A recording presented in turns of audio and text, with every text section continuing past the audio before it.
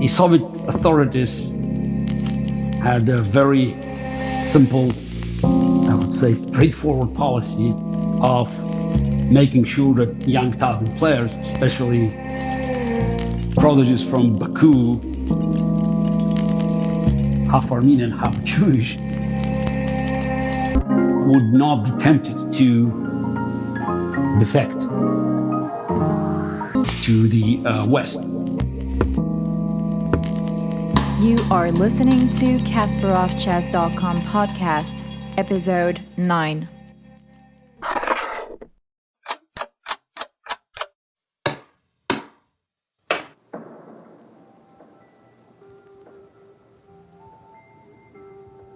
In July 1976, I made my first trip abroad to participate in the first Under-16 World Championship, so-called Cadet Championship, as it was called at the time. It was a first FIDE experiment with players of a younger age.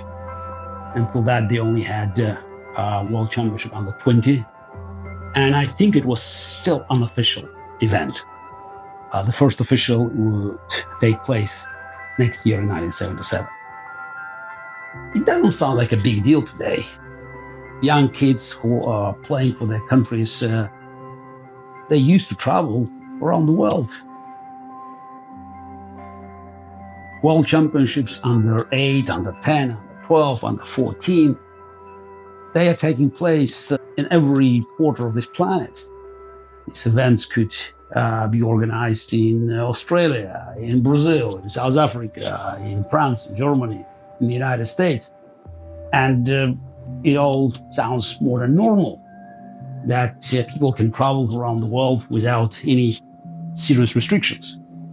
That was not the case in 1976 in the Soviet Union. To receive permission to travel in a foreign country, especially to a capitalist country, was a cumbersome process that required interviews, more like interrogations at several levels. And at any point, party officials or KGB could stop a person that had an invitation to go at international event if his or her loyalty would be under suspicion by state officials. Of course, as a 13-year-old kid, I was not subject to this kind of interrogation, but I also was a victim of these very strict policies because I couldn't travel to France with my mother. And that was a really big blow because she was with me at every chess tournament, and a part of helping with all the logistics, she was a crucial factor of my psychological stability during these tough events. But the Soviet authorities had a very simple, I would say straightforward policy of making sure that young talented players, especially prodigies from Baku, half Armenian, half Jewish, would not be tempted to defect to the West. And that's why my mother had to stay home.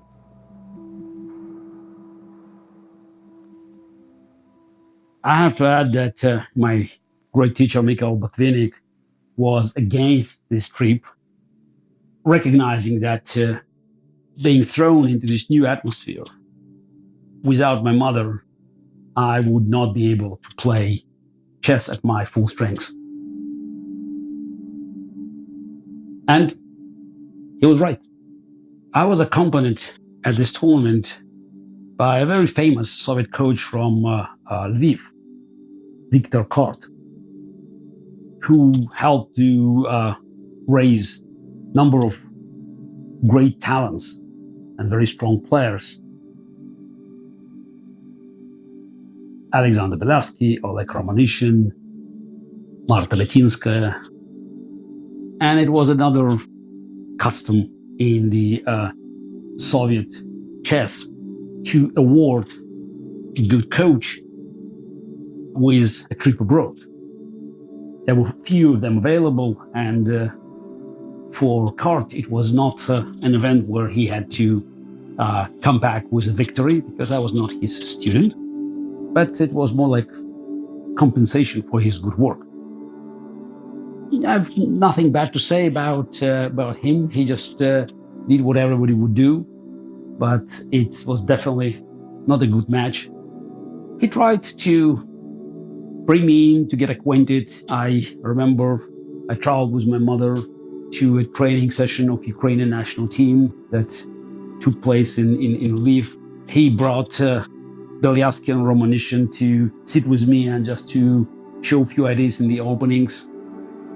He also asked Josef Dorfman, my future second at World Championship matches, to demonstrate some lines. I remember it was an Arkhangelsk, very modern line at the time, and I wish I could be more receptive to the ideas, because that could change my lousy performance there.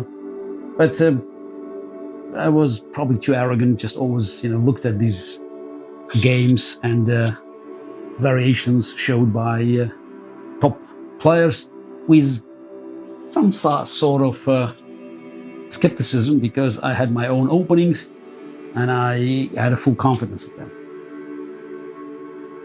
I have nothing to say about my chess accomplishments in Wattignies, a small town, even a village in the north of France next to Lille.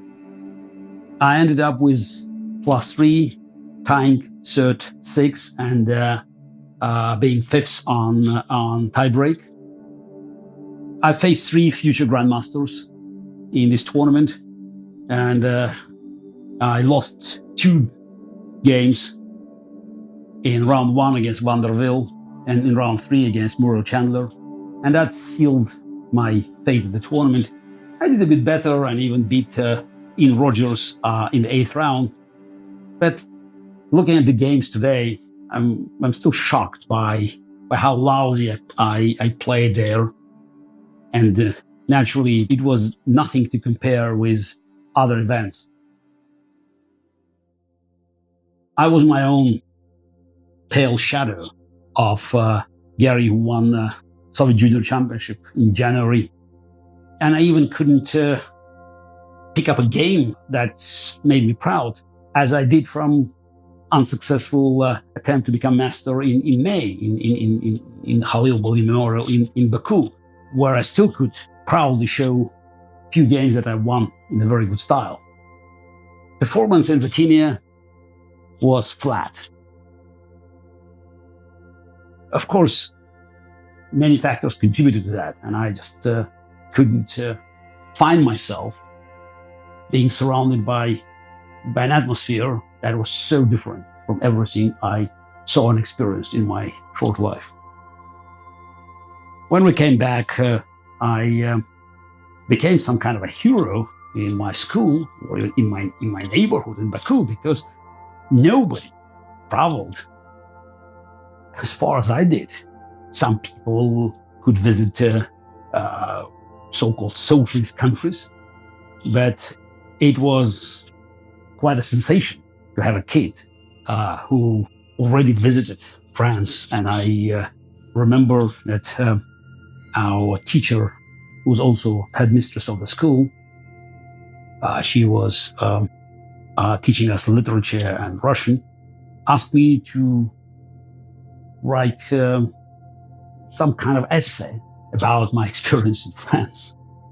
But having this temporary fame, for the reasons that I was not responsible to, didn't make me feel any better.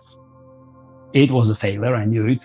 And Mikhail Botvinnik, at our session in August, made it very clear to everybody, mentioning that Garry went to France, played this lousy event against my advice, and failed. I know for some people today it sounds too harsh, because I was, I guess, the youngest player in this event, and I had decent score of +3 times cert 6. But from Botvinnik's perspective, it was unconditional failure. And from now on, I knew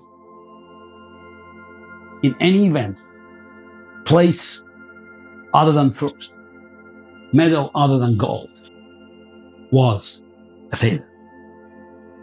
And I think now it's time to tell the story about Botvinnik School, what I learned there, and how relations with Mikhail Botvinnik has developed over years.